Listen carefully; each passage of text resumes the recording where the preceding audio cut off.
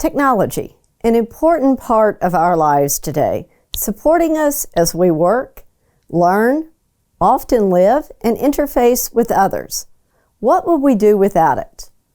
We could also ask, what would we do without people? People and humans in society and in our work are critical. I'm Jennifer Vessels, leader of Next Step and the Executive Growth Alliance, where we use technology to bring people together to collaborate and solve problems. I'm from Silicon Valley, the birthplace of technology, but also a community of approximately 8 million people that work together, collaborate, share ideas in order to bring technology and machines to life. That includes innovators, people with ideas that look critically at the world and see inefficiencies and create new ways to solve those challenges. They are supported by service providers that help them bring their products to market, researchers, professors, university students that ultimately build the large tech companies that grow through people who take a challenge and early adopters, bring evangelism into new solutions, and invest and support those innovators. So Silicon Valley creates technology through people. And a fundamental premise that we will look at today is the importance of leveraging the beauty of technology and the beauty of people in our lives and in our work and in our careers. To start, we need to understand a little bit about the differences between humans versus machines. We both have something called algorithms.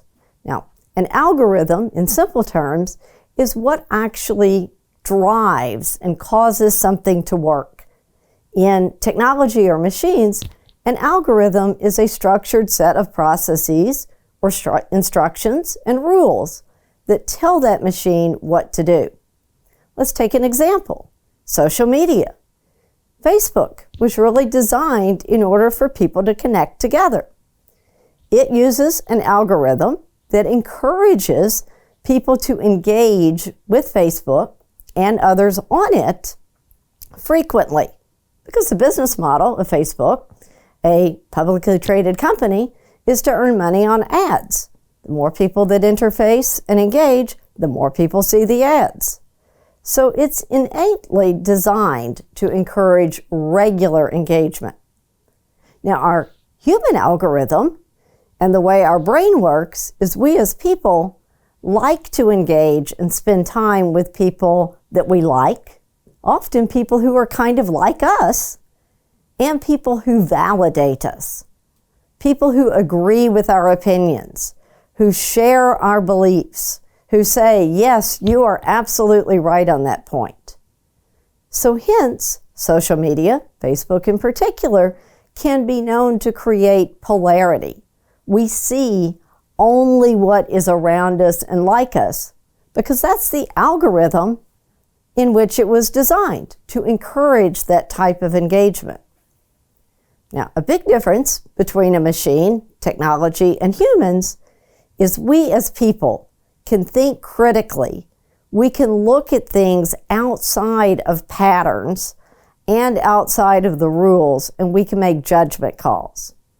And that is the case with social media, just like other parts of our lives. How we interact with technology is our choice. And that is also a choice of who we engage with on the technology platform. We can look at critically others, and we can bring diverse audiences and opinions and challenging views into the table. And through that, we can solve complex problems by looking at things from different eyes. So that's a way that we can manage technology in our life, is understand where it fits and how we can best make the choices to use it. That's the same in our work and our careers. Over the past years, technology has become a big player in all industries and jobs and workplaces. And people have questioned What does that mean for my career? Will my job be replaced by a robot, by a system, by a machine? And the repetitive work task of the past, often the filing, the structuring, the organizing, the reporting, those repetitive, tedious tasks might actually be better served in ways by a machine, especially as today's world of technology gets smarter.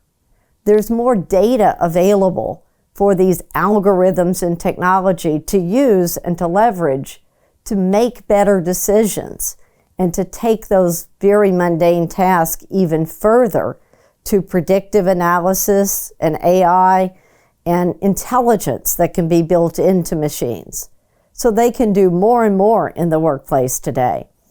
And with the growth of new technologies such as quantum computing that is accelerating rapidly in places like Silicon Valley, the power and the speed at which technology works is only going to get faster, 100 million times faster in some ways.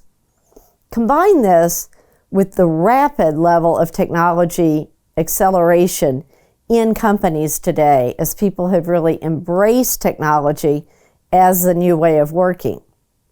One could say the repetitive, mundane, often same tasks done differently types of tasks in the workplace in 2018, 2019 may actually be largely replaced in less than 10 years. The question for each of us is that good or is that bad?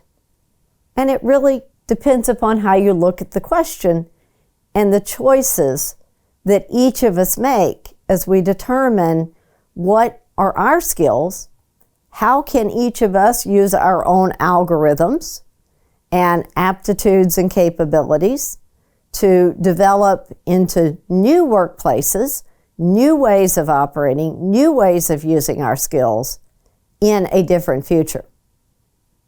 Let's look at another example.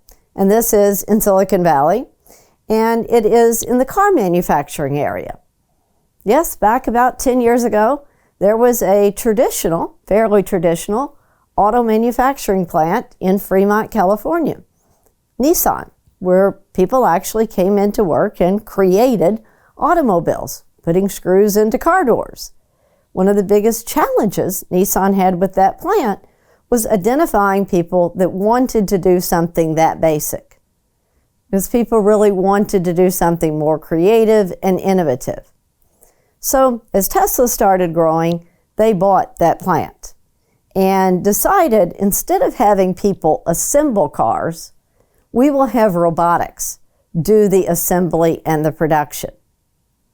But they still needed people.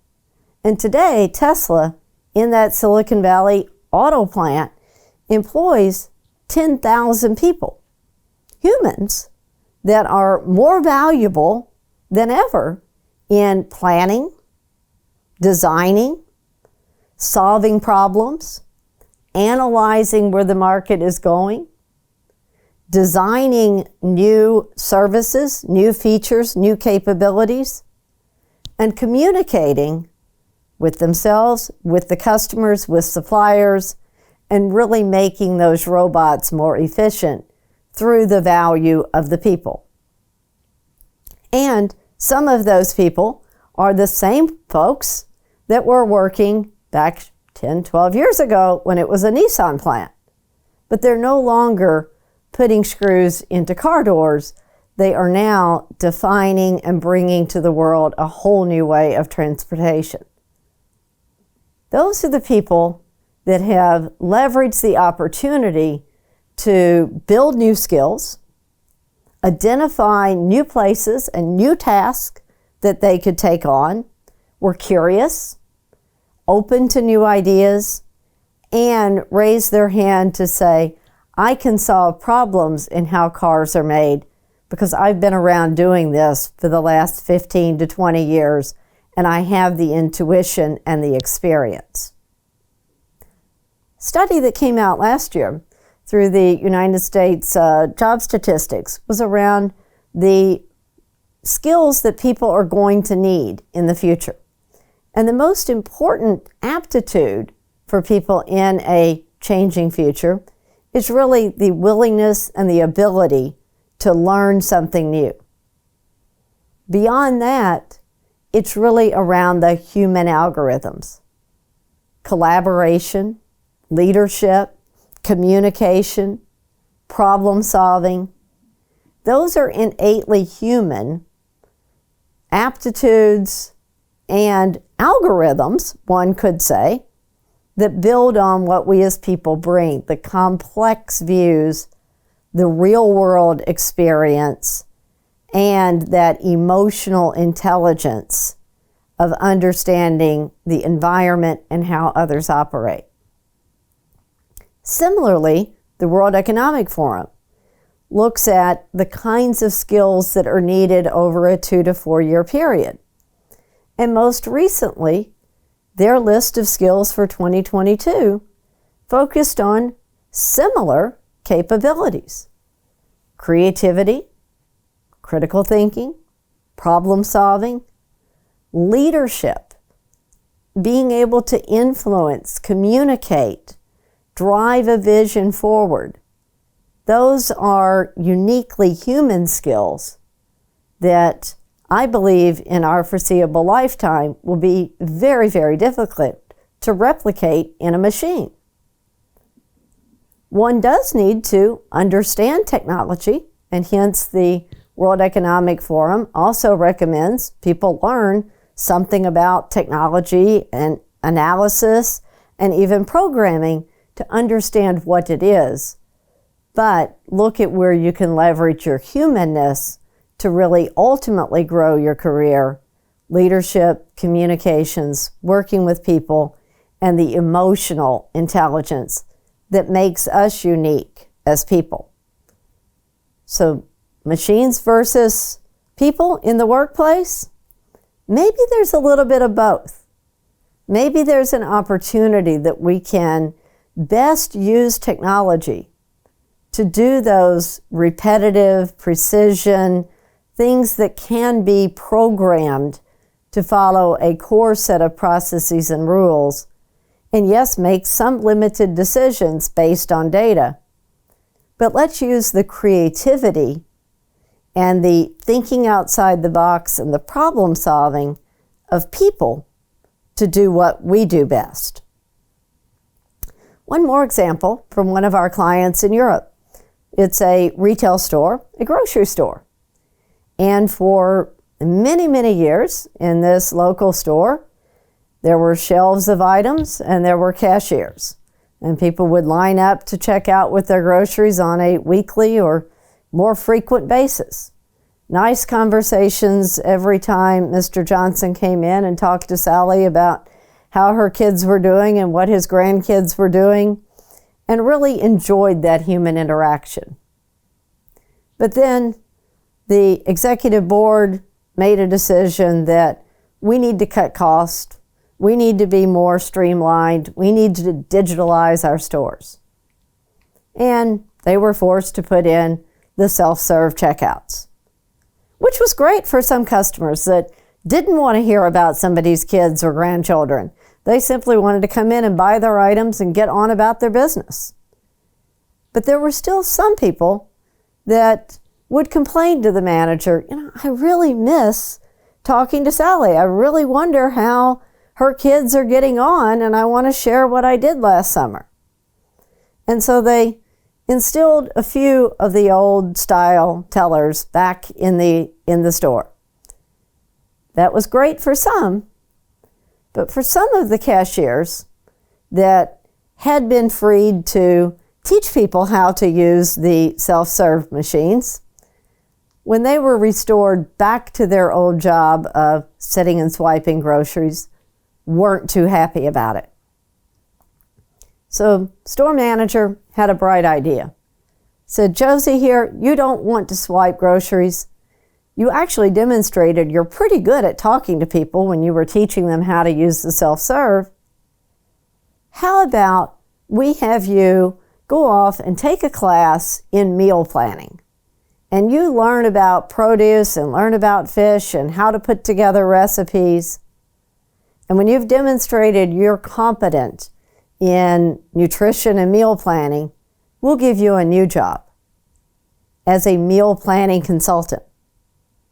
You will still, as a person, work here in the store, and you will interface with people when they come in and they're choosing their groceries, and give them advice, give them recommendations, and when they take your recommendations and they come back the next week, you can ask them, how did that meal turn out with your husband on your anniversary?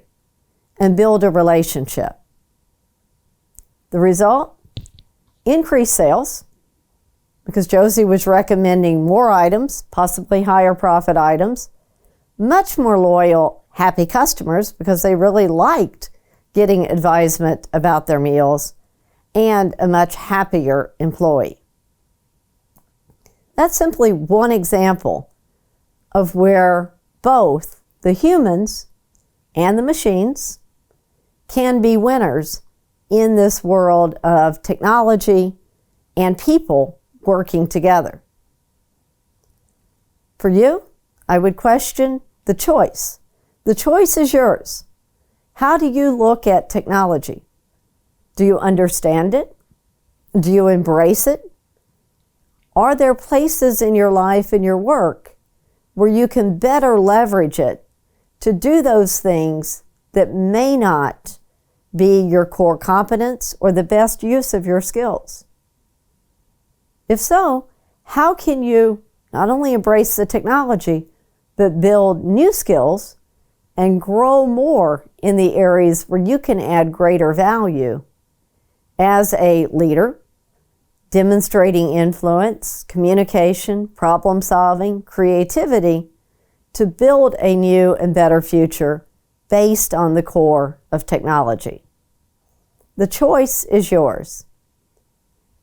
And it will leave you with the question, based on this perspective, humans and machines, not humans versus machines, what can you do differently in your life and in your work to best leverage technology while building your skills and capabilities and way of interfacing in society as a human? I'm Jennifer Vessels. I look very forward to hearing from you and interfacing with you as you go forward on this journey of building a better tomorrow as humans with technology.